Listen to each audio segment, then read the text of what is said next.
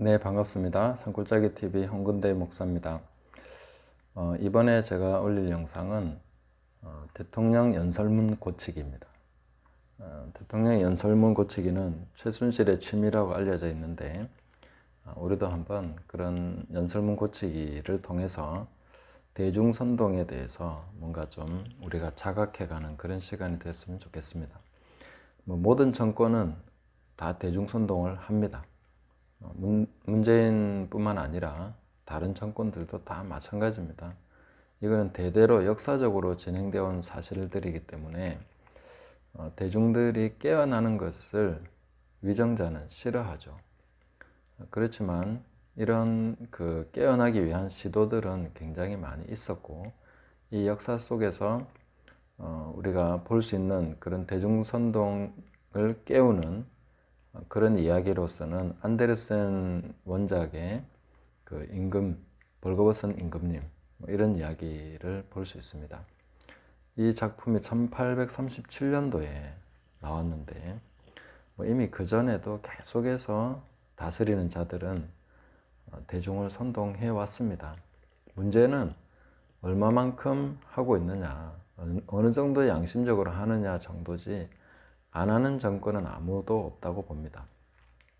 그래서 국민의 한 사람으로서 우리가 해야 될 일은 어느 정도 이 정권이 대중을 선동하고 있는가, 그 정도가 어느 정도인가, 이런 것들을 파악하면서 적절하게 위정자들을 긴장시키고 국민을 무시하지 못하게 하는 이런 것이 필요하다 볼 수 있겠습니다.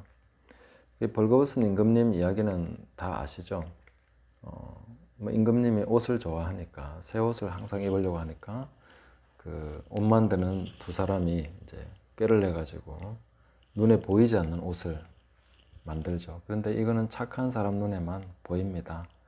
이런 식으로 해서 이게 너무나 아름답죠. 그러니까 임금님이 보고 안 보이는데 안 보인다고 말을 못 하는 거죠. 왜냐하면 안 보인다고 말하는 순간 나는 착한 사람이 아닌 게 되니까. 이런 것이 이제 프레임을 이제 짜서 그 프레임에 집어넣는 거죠. 그렇게 해서 사람들을 선동하기 시작합니다.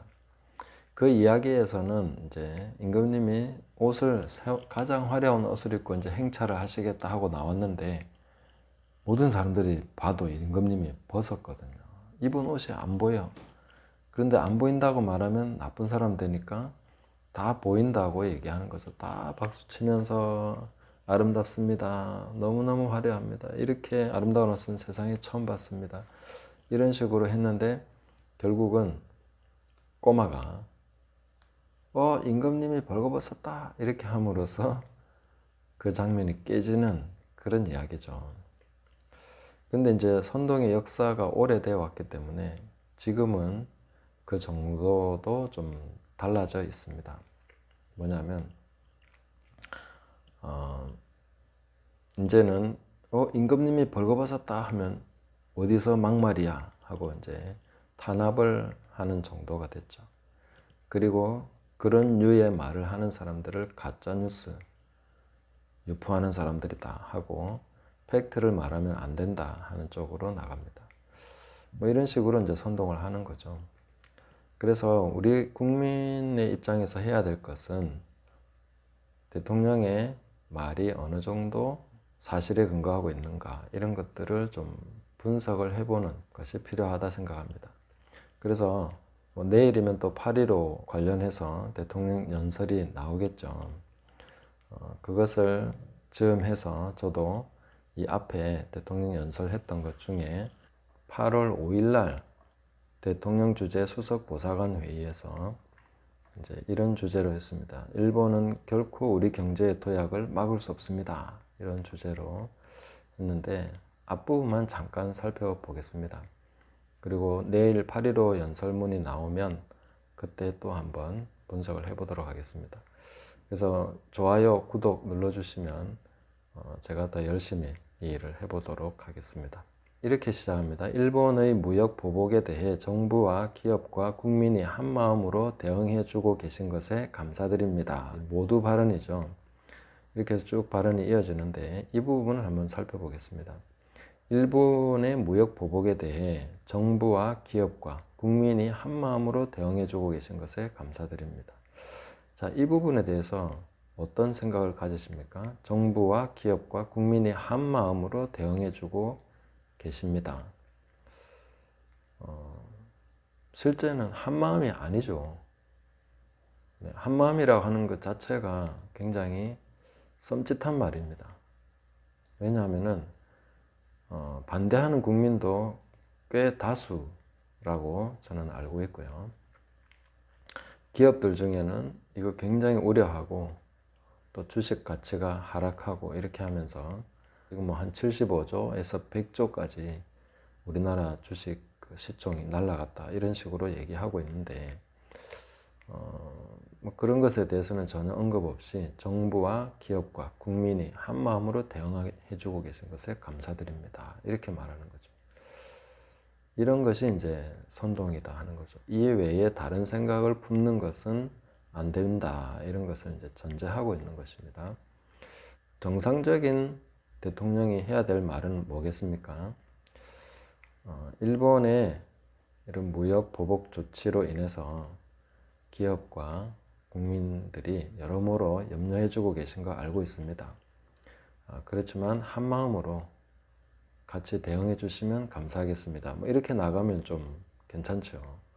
그렇지만 이미 한마음으로 대응해 주고 계신 것에 감사드립니다. 이렇게 나가는 것이 이제 안 그런 사람들은 국민이 아니라는 뜻도 포함될 수 있는 것이고 또 기업의 어떤 손해나 불이익이나 이런 것에 대해서 무심한 그런 느낌도 줄 수 있는 대목입니다.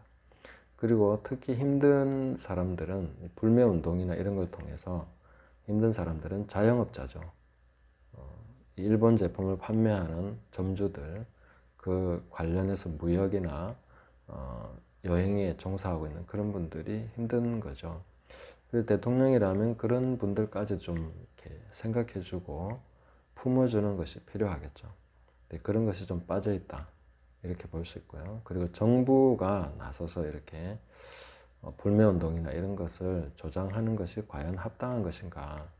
민간에서 일어나서 하고 있는 것에 대해서는 뭐 우리 국민들이야 다 일본 싫죠. 또 일본 아베가 이런 식으로 하는 거 굉장히 우리나라를 무시하는 조치라는 것 저도 동의합니다. 그리고 이런 식으로 하지 않았어야 된다는 것도 충분히 대한민국 국민으로서 얘기해 줄 수 있는 대목이죠. 국민으로서는 나 불매운동 하겠다 하고 나서서 그렇게 하고 조직해서 어느 정도 하고 하는 것은 뭐 충분히 가능하다고 생각합니다. 그렇지만 대통령의 입장에서는 좀 이런 사람 저런 사람 다 품어서 가는 것이 맞겠죠. 그래서 이런 말 자체가 상당히 선동적이다 이렇게 볼 수가 있겠습니다. 이어지는 말은 우리는 이번 일을 냉정하게 우리 자신을 돌아보고 대한민국을 새롭게 도약시키는 계기로 삼아야 합니다. 자, 냉정하게 우리 자신을 돌아본다 했는데 냉정하게 우리 자신을 돌아보는 내용은 없습니다, 사실.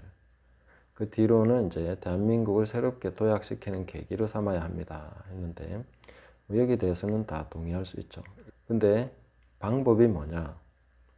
방법이 이제 부품 소재 산업의 경쟁력을 획기적으로 높이는 것, 그리고 경제 전반의 활력을 되살리는 폭넓은 경제 정책을 병행해 나가겠습니다. 뭐 이런 내용이에요. 그 다음 이거는 이제 다 돈 쓰겠다는 얘기. 그러니까 바로 이어지죠. 당장 이번 추경에 이어 내년에도 예산 편성에서부터 그와 같은 정부의 정책 의지를 충분하게 반영해 주기 바랍니다. 자, 이거는 지금 당장 화이트리스트 배제되면서 여러 가지 어려움을 맞게 된 기업들에 대한 대책이 전혀 없는 그냥 미래로 나가자 하는 그런 추상적인 얘기로 끝나버리는데 이런 거는 조금 아쉽다 이렇게 볼 수 있겠습니다. 그리고 이게 이제 뒤로 나가서 평화경제 이야기까지 나올 때는 많은 사람들이 여기서는 그냥 뜨악 하는 정도입니다. 어떻게 이럴 수가. 평화경제, 이게 이제 일본을 단숨에 따라잡을 수 있는 핵심 키워드로 이렇게 얘기가 됐는데 이 평화 경제가 되려면은 미국이 협조해 줘야 되고 일본도 협조해 줘야 됩니다. 그리고 무엇보다 김정은이 협조를 잘 해줘야 되는데 이게 과연 그런 식으로 가능할 것인가. 계속 미사일 쏘고 있는데 안 하겠다는데 김정은이 아마 지금 문재인에게 굉장히 화가 나 있는 것 같습니다. 현실에 지금 당면에서 발등에 불이 떨어져 있는데 이 불을 어떻게 끌 것이냐를 얘기해 줘야 되는 이 보좌관 회의에서 그런 얘기는 안 나오고 우리는 발등에 불은 타고 있지만 우리 앞으로 건강한 내일을 위해서 헬스장 티켓을 끊고 그 다음에 좋은 그런 음식들을 먹고 해서 기력을 보충해서 열심히 운동하면서 이제 체력을 보강하겠습니다. 이렇게 나가는 얘기가 되는 거죠. 발등에 떨어진 불을 어떻게 끌 거냐 하는 것을 얘기해 줘야 되는 시점입니다. 자, 이거는 제가 그냥 간단하게 말씀드렸는데요. 대통령을 비난하기만 하는 그런 내용이 될 수도 있지만 어느 대통령이든지 이런 부분에 국민을 호도하는 내용들은 다 포함하고 있기 마련입니다. 그래서 늘 언론이 그런 역할을 해왔는데 실제로 지금 현재 언론들은 그런 역할을 해주지 못하고 있습니다. 정권을 잡은 사람은 항상 유혹을 받고 타락하기 쉽습니다. 버틀런트 러셀이 말했습니까? 절대 권력은 절대 타락한다. 그래서 문재인 대통령에게 있어서도 우리가 밀어줄게, 마음대로 해, 하고 싶은 대로 해, 이렇게 하면 안 됩니다. 그럼 절대 권력은 절대 타락하게 되죠. 그래서 우리는 항상 견제해줘야 되고 뭐가 틀렸냐, 이 부분을 왜 빠뜨렸냐, 이런 얘기를 해줘야 되는 거죠. 그래서 제가 이런 일을 시작했습니다. 앞으로 뉴스도 보면서 이 부분에 어떤 선동이 포함되어 있는가, 우리가 대중선동에 속지 않기 위해서 이런 용어들을 어떻게 봐야 될 건가, 또 이런 표현들에 어떤 문제가 있는가. 그러니까 텍스트를 놓고 얘기하겠다는 거죠.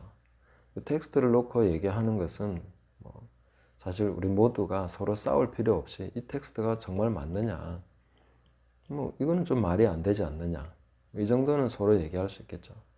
그래서 저는 좌파와 우파가 서로 싸울 문제가 아니라 좀 물론 이제 정치 진영은 싸워도 됩니다. 그러나 국민들끼리 좌우로 나눠서 싸우는 것은 아니죠. 그러면은 정치인들이 우리를 쉽게 이용하게 됩니다. 저는 좀 우파 쪽입니다. 그런데 좌파 쪽의 분들과도 저는 대화를 많이 하고 싶습니다. 왜냐하면 그분들의 감성과 그분들의 상상력과 이런 것은 상당히 좋은 것이고 어떤 인간적인 면에서 사람들 생각하는 그 인정과 이런 게 저는 참 그 많은 부분에 장점이 있다고 생각합니다. 그래서 정치인들에게 우리가 이용당하는 것이 아니라 우리가 정치인들을 잘 이용해야죠. 좌우로 서로 토론하고 하다가 표를 찍을 때는 자기가 알아서 찍으면 되잖아요. 그때는 뭐 갈라지더라도 그때는 어차피 갈라져야죠. 자기가 원하는 사람에게 표를 찍어야 됩니다. 그러나 그 전까지는 우리가 싸워서 나뉘어야 될 것이 아니라 서로 토론하고 대화를 해야 된다는 거죠. 그래서 이런 텍스트를 놓고 이 말은 좀 문제가 있네, 이 정도를 서로 얘기할 수 없다면은 우리는 정치인들에게 이용당할 수밖에 없습니다. 날 좀 이용해 주세요, 나 이용당해도 쌉니다, 이렇게 표현한 것밖에 안 되는 거죠. 그래서 제일 첫 줄부터 이게 선동이다 하는 걸 좀 말씀드리고 싶습니다. 그리고 선동이라는 것이 꼭 그 사람을 공격하고 비난하는 것만이 아닙니다. 모든 정권은 다 선동합니다. 국민이 깨어야 되는 거죠. 선동하지 마세요, 제발. 선동 안 하고 어떻게 정치를 하겠습니까? 정치는 곧 선동입니다. 자기가 원하는 데 사람들을 이끌고 가야 되니까. 그렇지만 거기에 대해서 제동을 걸고 거기에 대해서 뭔가 문제 제기를 해야 되는 것은 국민의 몫입니다. 정치인들 보고 하지 마라 한다고 해도 그들은 할 것입니다. 내일 또 그 연설문이 나오면 함께 분석해 보겠습니다. 감사합니다.